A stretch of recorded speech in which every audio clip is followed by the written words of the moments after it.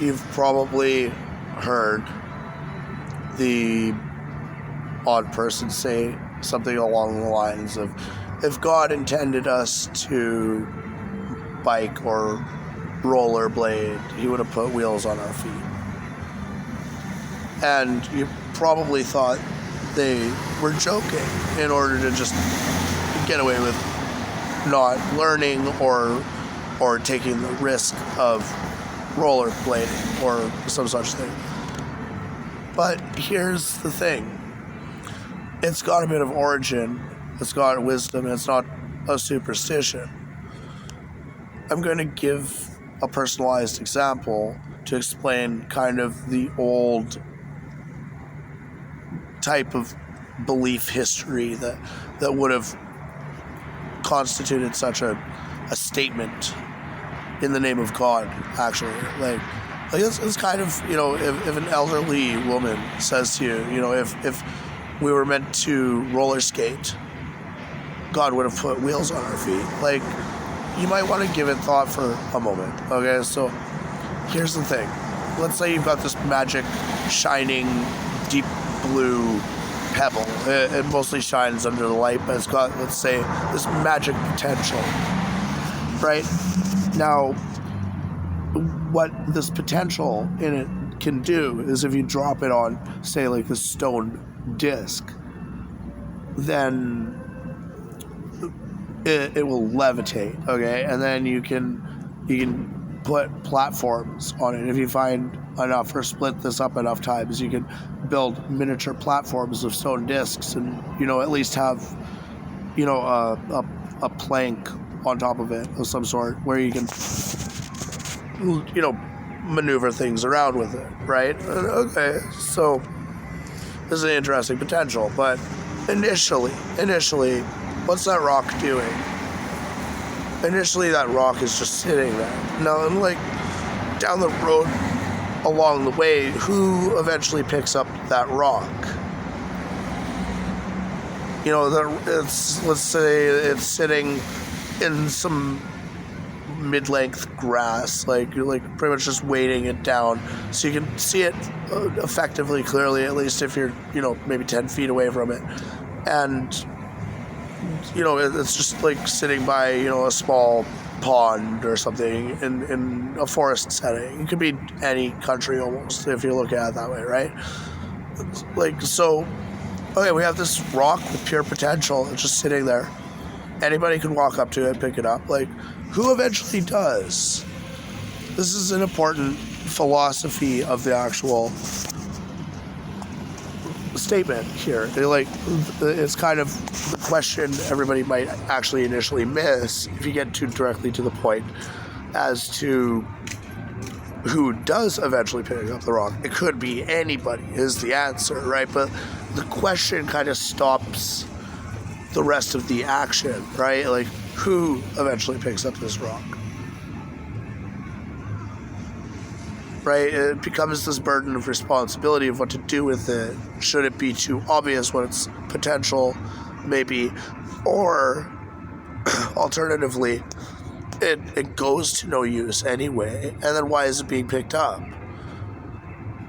Okay, this is a more important second question, actually, because we can kind of grasp the use in our mentality of not overburdening ourselves with overbearing potential, right? And so, like, give or take, some of us, like, that may escape some of our, like, purist reasoning, but along the actual lines of just dedicated reason for something, it might be controversial to disturb this magic potential in the rock's setting, right? And so you essentially, it's unstable.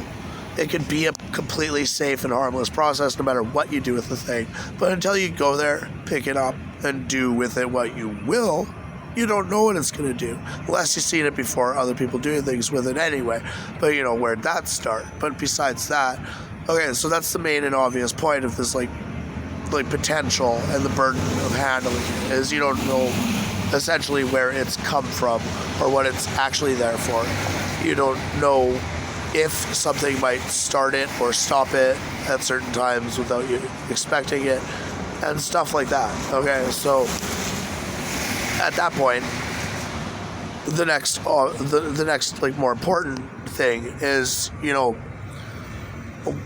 why actually pick it up in the first place, right? Like, okay, so I'm sitting here, and my hair or my eyebrow might like bug my skin for a second, like just like in the wind or something tickles me or something, or like I get a little itch here or whatever. Like, I can like at least like feel it a bit or something, to like kind of subside or like adjust my eyebrow or whatever, right?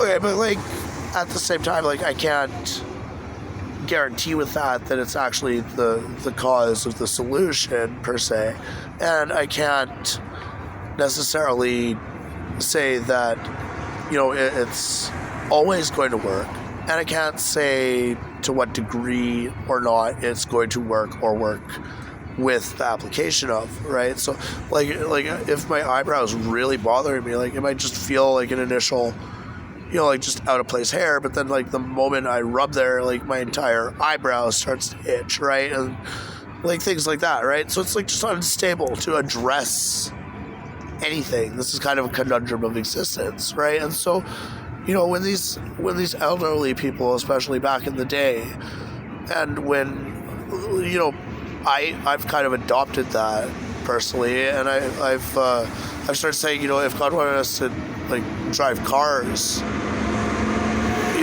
we'd have something like that working for us just naturally, right? Like, but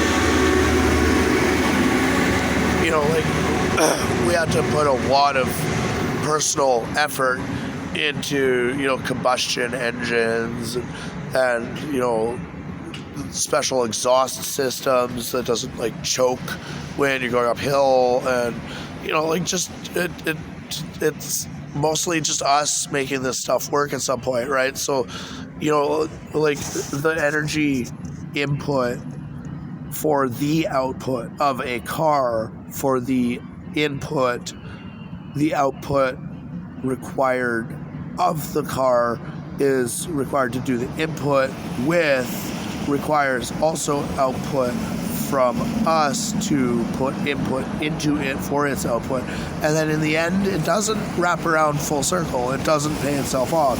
We're just wasting energy to just waste time, essentially. Like, it's taking the best possible excuse we have to waste that much time might actually be our phones and computers, because despite what it's there for, it's technically just a glorified notepad. Like, if we were more psychically in tune, if we were more spiritually aware, if we were more enlightened, if we were able to crystallize, sequence out patterns in our mentality more geometrically according to value systems, distinctions between those, settings and subsettings according to these platforms, all those things and stuff like that. If everybody could just blanket statement reality equally, we wouldn't need all of this technology. We could just come up to each other and give just a patch update to each other, and it would be